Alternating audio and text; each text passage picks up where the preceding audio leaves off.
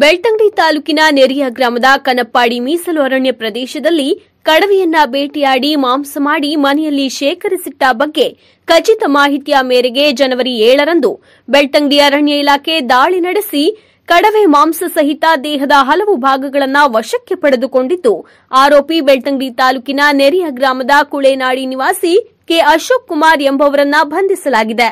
ಬಂಧಿತರಿಂದ ಕಡವೆಯ ತಲೆಭಾಗ ಸಹಿತ 2 ಕೊಂಬು, 4 ಕೆಜಿ ಮಾಂಸ, 3 ಕಾಲು, ದೇಹದ ಚರ್ಮ, ಸಿಂಗಲ್ ಬ್ಯಾರಲ್ ಬಂದೂಕು, 1 ಜೀವಂತ ಗುಂಡು, 1 ಬೇಟೆಯಾಡಲು ಬಳಸಿದ ಖಾಲಿ ಗುಂಡು ವಶಕ್ಕೆ ಪಡೆದುಕೊಂಡಿದ್ದಾರೆ. ಈ ಬಗ್ಗೆ ಬೆಳ್ತಂಗಡಿ ಅರಣ್ಯ ಇಲಾಖೆಯಲ್ಲಿ ವನ್ಯಜೀವಿ ಕಾಯ್ದೆಯಡಿಯಲ್ಲಿ ಪ್ರಕರಣ ದಾಖಲಾಗಿದ್ದು, ಜನವರಿ 8ರಂದು ಆರೋಪಿಗೆ ಬೆಳ್ತಂಗಡಿ ನ್ಯಾಯಾಲಯವು 14 ದಿನಗಳ ನ್ಯಾಯಾಂಗ ಬಂಧನವನ್ನ ವಿಧಿಸಿದೆ. ಬೆಳ್ತಂಗಡಿ ಅರಣ್ಯಾಧಿಕಾರಿ ಮೋಹನ್ ಕುಮಾರ್ ಮಾರ್ಗದರ್ಶನದಲ್ಲಿ ನೆರಿಯ ವಲಯ ಉಪ ಅರಣ್ಯಾಧಿಕಾರಿ ಯತೀಂದ್ರ ಕುಮಾರ್ ಮತ್ತು ತಂಡದವರು ಕಾರ್ಯಾಚರಣೆಯಲ್ಲಿ ಭಾಗವಹಿಸಿದ್ದಾರೆ. ನೀವು ನಮ್ಮೂರಿನ ಇನ್ನಷ್ಟು ಹೊಸ ಸುದ್ದಿಗಳನ್ನ ವೀಕ್ಷಿಸಬೇಕೆ? ಹಾಗಾದ್ರೆ ಈಗಲೇ ನಮ್ಮೂರ ಸುದ್ದಿ ಯೂಟ್ಯೂಬ್ ಚಾನೆಲ್ನ ಸಬ್ಸ್ಕ್ರೈಬ್ ಮಾಡಿ, ಬೆಲ್ ಐಕಾನ್ ಕ್ಲಿಕ್ ಮಾಡಿ.